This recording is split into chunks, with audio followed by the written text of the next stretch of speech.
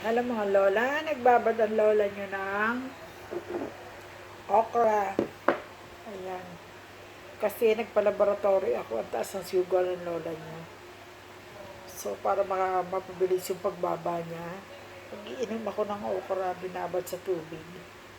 Yung iba hindi kayang inumin yan. Ako kayang-kaya ko. Wala nang iba ditong herbal medicine na pwedeng inumin. Kaya nag-try ako ng okra.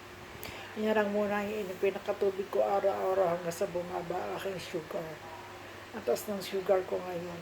8 months kasi walang laboratory ang lola nyo, kaya yan. Yan na lang muna ang gagamitin ko ngayon.